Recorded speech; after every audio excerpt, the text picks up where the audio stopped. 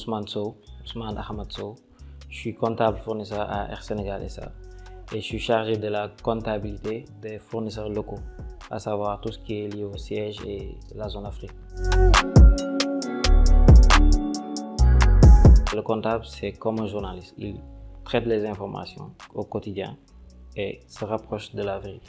C'est-à-dire vous cherchez une source d'information, c'est-à-dire les pièces justificatives que vous transmettez dans un système d'information et c'est à partir de ces informations que se base la direction pour prendre des décisions.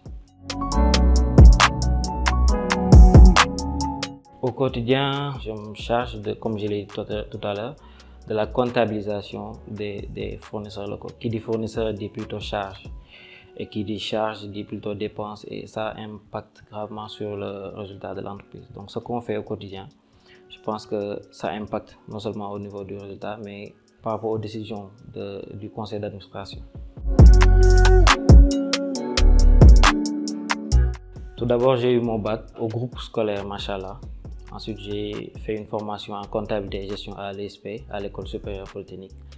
Par la suite, j'ai eu mon master en audit et contrôle de gestion au CESAC.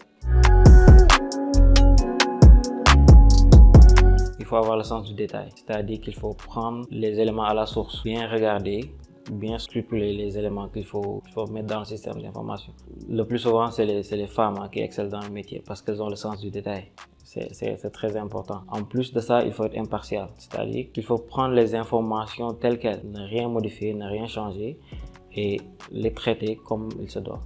Donc, à mon avis, le sens du détail, ça compte. Les compétences aussi, il y en a d'autres qu'il faut citer comme le fait d'être réactif, surtout par rapport aux fournisseurs qui réclament leur argent. Il faut aussi avoir le sens de l'éthique, à mon avis. Donc c'est ça, surtout ça. Parce qu'en tant que comptable, je pense qu'il y a des décisions qu'il faut prendre et qui impactent grandement l'entreprise. Donc il faut avoir le sens de l'éthique surtout, du moins qu'on traite un flux financier assez important. On m'a très tôt initié dans ça, le fait de gérer mon argent de poche, le fait de savoir générer des revenus. Donc je me suis découvert un amour par rapport à ça et c'est ce qui me pousse à me lever le matin pour venir travailler et surtout peut-être le domaine où je suis, le domaine de l'aviation qui est très, très intéressant à mon avis. Je pense plutôt c'est la vie de famille, c'est-à-dire quand vous avez des délais très shorts par rapport au conseil d'administration, par rapport aux clôtures des comptes, tout ça, vous êtes obligé de vous donner corps et âme, je peux dire ça comme ça. Vous venez les samedis, vous venez les dimanches, vous descendez tard, il y a votre femme qui vous attend avec la famille et tout ça. Donc la vie de famille, je ne dis pas vous l'hypothéquez, mais vous le mettez entre guillemets. Donc je pense que c'est la majeure partie des cas où je sens vraiment que mon métier m'handicape par rapport à la famille surtout.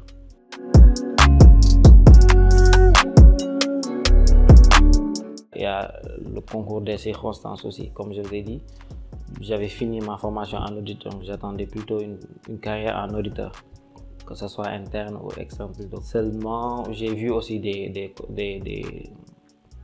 promotionnaires qui ont fait leur formation uniquement en comptabilité et qui se sont retrouvés en audit. Comme ce qui m'est arrivé aussi, faire une formation en audit et se retrouver en comptabilité.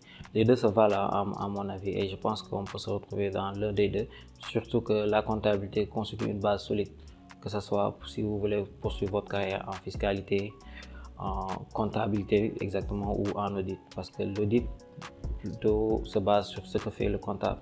Donc si vous comprenez ce que fait le comptable en audit, vous n'avez pas beaucoup de problèmes.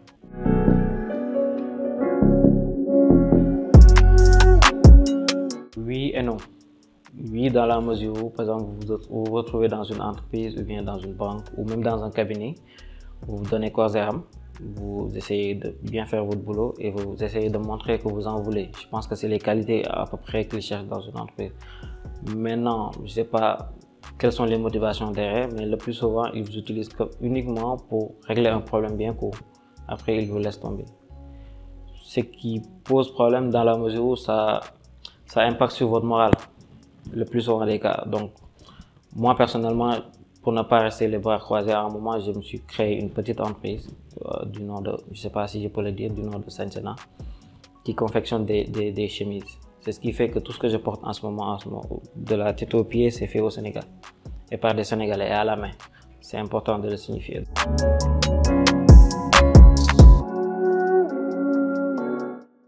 Il faut ne pas se décourager, il faut être assidu sur ce que l'on fait et l'aimer aussi.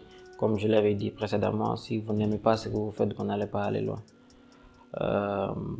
Je pense que c'est les majeures qualités qu'il faut. Maintenant, après, il faut s'adapter aux différents milieux qu'on en a et savoir plutôt se défendre aussi, parce que le monde professionnel n'est pas, je dis pas pour les enfants de cœur, mais bon, il faut pouvoir se défendre dans la majeure partie des cas.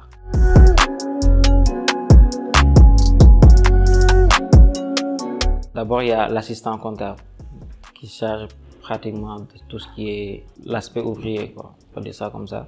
Après, il y a le comptable confirmé. Après le comptable, il y a le chef comptable qui vient, c'est-à-dire le responsable de toute la comptabilité, que ce soit les rapprochements bancaires, que ce soit la comptabilité générale, la comptabilité des recettes et la comptabilité fournisseur. Donc il y a le chef comptable, après lui, il y a le DAF.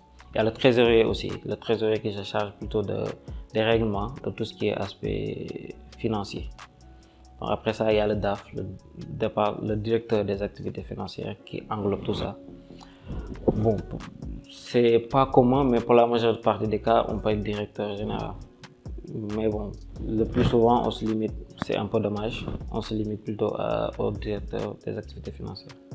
Voilà. Après, on peut diversifier sa formation, comme j'ai dit tout à l'heure, en essayant de, comment dire ça, de tendre ses tentacules, que ce soit en fiscalité, que ce soit surtout en droit, parce que les deux se valent. Vous pouvez aussi évoluer en étant expert comptable. Il y a beaucoup de filiales comme auditeur aussi, parce que l'audit, je pense, pour mon interprétation personnelle, c'est comme le médecin généraliste. On peut être auditeur, après se spécialiser dans un domaine bien précis, que ce soit SI, système d'information, que ce soit fiscalité, que ce soit comptabilité financière. Il y a beaucoup de domaines où l'on peut se spécialiser en étant auditeur. Donc je pense que c'est les perspectives d'avenir pour ceux qui veulent être comptables.